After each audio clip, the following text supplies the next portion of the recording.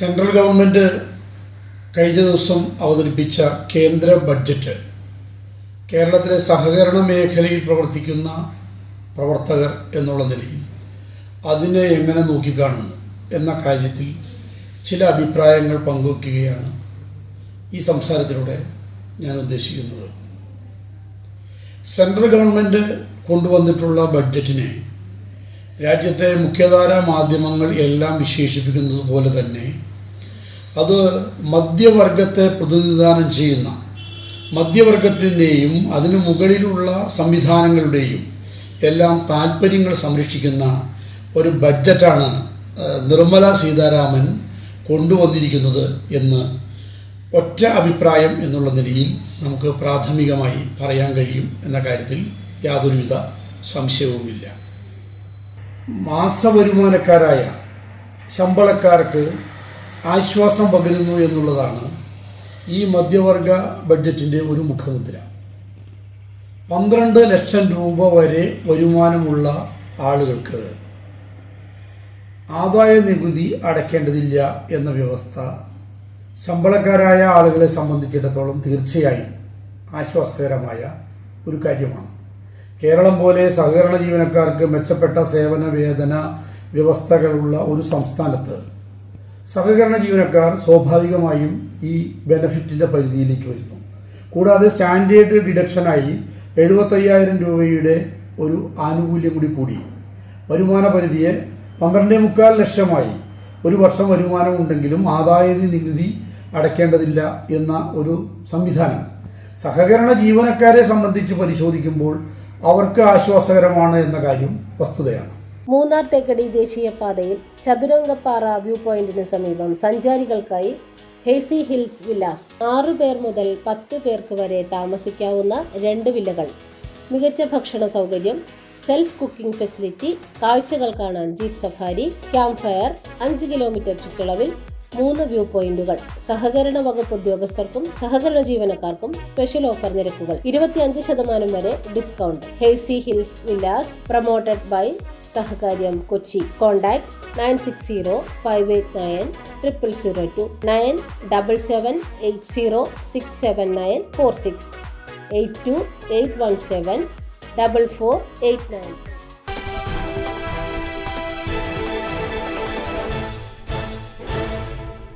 ഇടത്തരക്കാർക്ക് വലിയ ആനുകൂല്യങ്ങൾ ഓഫർ ചെയ്യുന്ന സെൻട്രൽ ഗവൺമെൻറ്റിൻ്റെ സമീപനം നാം പരിശോധിക്കുമ്പോൾ നമ്മളെ അത്ഭുതപ്പെടുത്തുന്ന കാര്യം കേന്ദ്ര സംസ്ഥാന ഗവൺമെൻറ്റുകൾക്ക് കാര്യമായ സാമ്പത്തിക മുതൽമുടക്കില്ലാത്തതും എന്നാൽ പൊതുവെ പ്രോത്സാഹനകരമായ സമീപനം സ്വീകരിച്ചാൽ നല്ല നിലയിൽ ഗ്രാമീണ വികസനത്തിൻ്റെ ടൂളായി ഉപയോഗിക്കാൻ കഴിയുന്നതുമായ കാർഷിക സഹകരണ പ്രസ്ഥാനത്തെ ശക്തിപ്പെടുത്താൻ എന്തുകൊണ്ടാണ് കേന്ദ്ര ബഡ്ജറ്റിൽ യാതൊരുവിധ നിർദ്ദേശങ്ങളും ഇല്ലാത്തത് എന്ന കാര്യം പരിശോധിക്കുമ്പോൾ കാലാകാലങ്ങളിലുള്ള കേന്ദ്ര സർക്കാരുകളുടെ സഹകരണ വിരുദ്ധ സമീപനമാണ് ബഡ്ജറ്റുകൾ പരിശോധിക്കുമ്പോൾ നമുക്ക് കാണാൻ കഴിയുന്നത്. സഹകരണ മേഖലയുടെ സമഗ്ര വികസനത്തിന് കഴിയുന്ന പാക്കേജുകളോ പദ്ധതികളോ കാലാകാലങ്ങളിലുള്ള ബഡ്ജറ്റുകളിൽ വകയിരുത്തുന്നില്ല. നിർമ്മല സീതാരാമനും അതിൽ നിന്ന് വിഭിന്നയല്ല. പഴയപടി തന്നെ യാത്ര ചെയ്യാനാണ് തനിക്കും താല്പര്യം എന്ന് വ്യക്തമാക്കുകയാണ് ഈ ബഡ്ജറ്റിലൂടെ നിർമ്മല സീതാരാമൻ എന്ന് പറയാനാണ് ഞാൻ ആഗ്രഹിക്കുന്നത്. നിർമ്മല സീതാരാമൻ അവതരിപ്പിച്ചിട്ടുള്ള ബഡ്ജറ്റിലെ പ്രധാനപ്പെട്ട ഒരു പ്രത്യേകത കിസാൻ ക്രെഡിറ്റ് കാർഡിന്റെ പരിധി അത് വർദ്ധിപ്പിക്കുന്നു എന്നുള്ളതാണ്. തീർച്ചയായും കിസാൻ ക്രെഡിറ്റ് കാർഡിന്റെ പരിധി വർദ്ധിപ്പിക്കാനുള്ള തീരുമാനം സ്വാഗതാർഹമാണ്. അത് രാജ്യത്തെ ആകെ കാർഷിക മേഖലയുടെ പൊതുവായ പ്രോത്സാഹനത്തിന് ഉതകും എന്ന് പറയുമ്പോഴും കേരളത്തെ എടുത്തു പരിശോധിച്ചാൽ 5 ലക്ഷം രൂപയായി KCCയുടെ പരിധി വർദ്ധിപ്പിക്കുന്നു എന്നുള്ളതിന്റെ കാര്യമായ ഒരു പ്രയോജനം കേരളത്തിലെ കർഷകർക്ക് ലഭിക്കും എന്ന് കരുതുക വയ്യ. എന്തുകൊണ്ടെന്നാൽ പുതിയതായി വന്നിട്ടുള്ളൊരു നിർദ്ദേശം 3 ലക്ഷം രൂപയായിരുന്ന KCCയുടെ പരിധി 5 ലക്ഷമായി വർദ്ധിപ്പിക്കുന്നു. സ്കെയിൽ ഓഫ് ഫിനാൻസിന്റെ അടിസ്ഥാനത്തിലാണ് സഹകരണ സംഘങ്ങൾ കർഷകർക്ക് വായ്പ അനുവദിക്കുന്നത്. കിസാൻ ക്രെഡിറ്റ് കാർഡ് ആണെങ്കിലും സ്കെയിൽ ഓഫ് ഫിനാൻസിന് വിധേയമാണ്. ഒരു ഉദാഹരണമായി പറഞ്ഞു കഴിഞ്ഞാൽ നെൽകൃഷി നടത്തുന്ന ഒരു കർഷകന് അദ്ദേഹത്തിന് ഒരു ഏക്കറിന് നമുക്ക് നൽകാവുന്ന പരമാവധി പരിധി എന്ന് പറയുന്നത് 55,000 രൂപയാണ് KCCയുടെ പരിധി. ഈ പുതിയ ഫോർമുല അനുസരിച്ച് 5 ലക്ഷം രൂപ KCC ലഭിക്കണമെങ്കിൽ ഒരു നെൽകർഷകന് മിനിമം 5 ഏക്കർ കൃഷിഭൂമിയെങ്കിലും ഉണ്ടെങ്കിൽ മാത്രമേ 9 ഏക്കർ കൃഷിഭൂമിയെങ്കിലും ഉണ്ടെങ്കിൽ മാത്രമേ ഈ കർഷകന് ഈ പറയുന്ന 5 ലക്ഷം രൂപ കിസാൻ ക്രെഡിറ്റ് കാർഡ് ലഭിക്കാൻ കഴിയുള്ളൂ.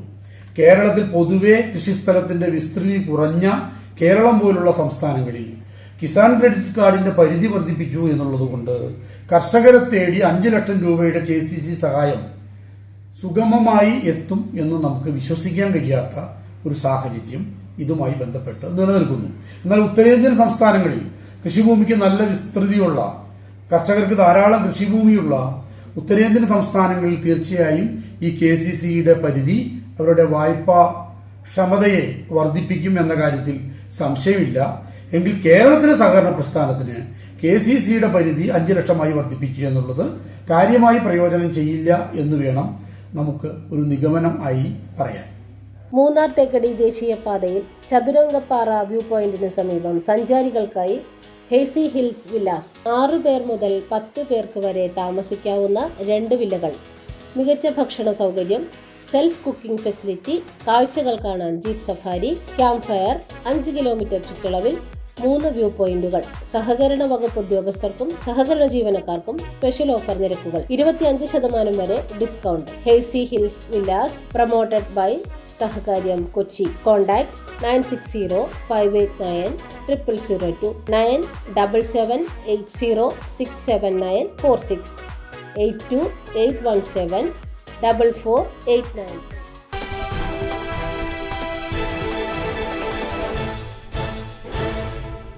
സഹകരണ മേഖലയുമായി ബന്ധപ്പെട്ട് നമ്മൾ പരിശോധിക്കുമ്പോൾ സഹകരണ മേഖലയുടെ പ്രവർത്തനങ്ങളിൽ സ്വാധീനം ചെലുത്താൻ കഴിയുന്ന മറ്റൊരു നിർദ്ദേശം സ്വർണത്തിന്റെ കസ്റ്റംസ് തീരുവയുമായി ബന്ധപ്പെട്ടതാണ്.